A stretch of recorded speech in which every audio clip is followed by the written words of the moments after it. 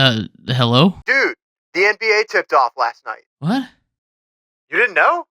What were you doing last night? We die with vengeance on our lips! Nothing. I mean, I was totally watching the teams who were playing, which were... The Knicks and the Celtics, dude? Yeah, exactly. Miles McBride had a great game. Who? Unfortunately for the rest of the NBA, it seems the Boston Celtics are still undeniable. They were far and away the best team in the league last season, and it wasn't even close.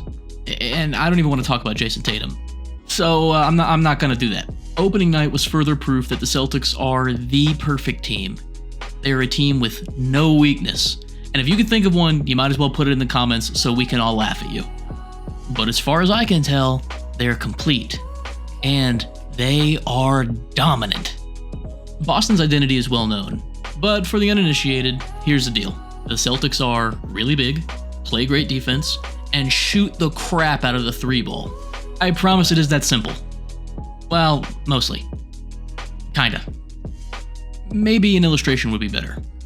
Watching your favorite team play the Celtics is like being tied to a chair and being blasted with a water hose. There's nothing you can do, and it feels like it'll never stop. They absolutely suck the life out of everything your team tries to do.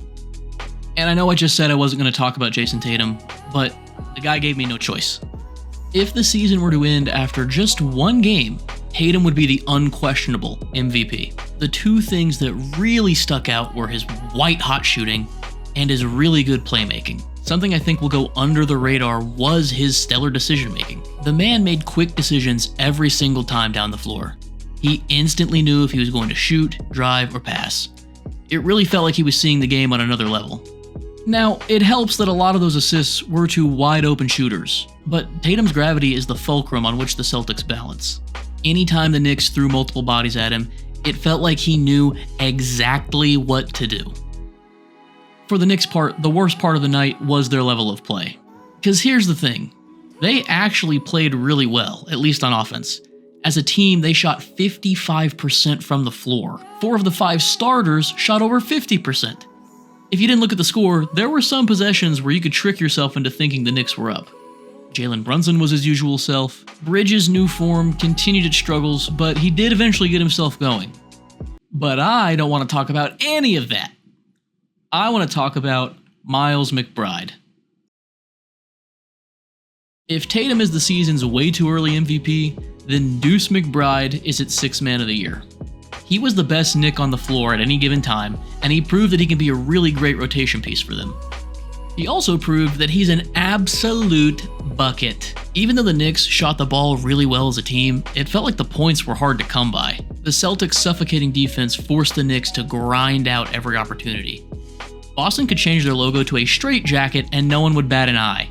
If you watched the game, all of that stuff was very apparent. Unless your name is Miles McBride, I guess. He seemed totally unfazed by the defending champs. And because I don't think anyone else is going to do it, I have to give the man his flowers. Deuce first came into the game with about 5 minutes left in the first quarter, and immediately did this. Final check in for Anunoby. Brunson on top. White has him. Hart again. McBride screened by Hart. And the mid-range shot will go. The great screen from Josh Hart let McBride play one-on-one with Xavier Tillman, and it was easy money from there. But it was his next shot that made me lean forward slightly on my couch. Back in the game. Hauser will defend. It's off to Miles McBride. Good move to get free. Good, and a foul. McBride puts it in. An intelligent relocation, a pump fake, and a disgusting one-dribble sidestep to get the and-one 3 ball? Is he cooking? He missed the free throw. But man, that was crazy. Does he have more of that in him? Coach Mazzulla and the Celtics developing that bench. Difference of 5 seconds. Game clock, shot clock. McBride over the long reach.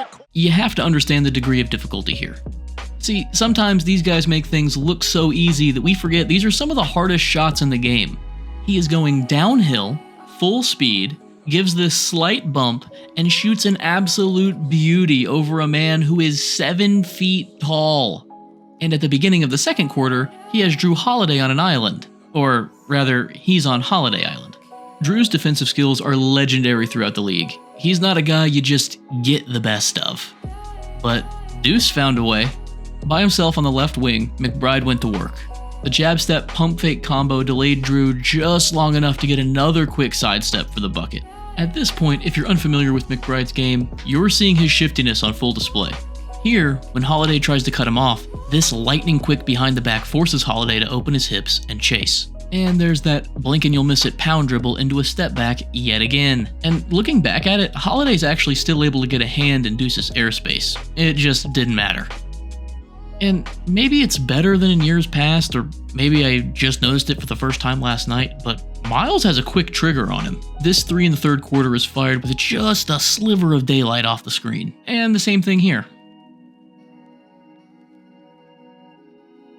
Look, all this stuff is sweet, and I'm pumped at the prospect of Miles McBride really transforming into a legitimate Sixth Man of the Year candidate. But it's tough making a video about the game and not mentioning the dominance of the Celtics. They haven't lost a step at all, and frankly, I've never seen Jason Tatum play like he did last night. There was just something about him, something hungry. Unsurprisingly, Boston is the team to beat. Everyone who wants a shot at a ring is looking down the barrel at a team that is complete as any I've ever seen. You can't double anyone, you can't lose focus, you can hardly hit shots. And the worst part of it is that Kristaps Porzingis didn't even play.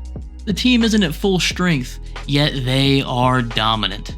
I know the season just started. Every team in the mix should still keep hope alive. But the Knicks are a good team, and they got waxed. True, they had some significant roster turnover in the offseason, and they're still trying to figure out how the pieces fit together. That said though, the Celtics are just a different animal. I expect they'll somehow be even better than they were just a season ago when they, won a championship. Without hyperbole, they are the perfect team.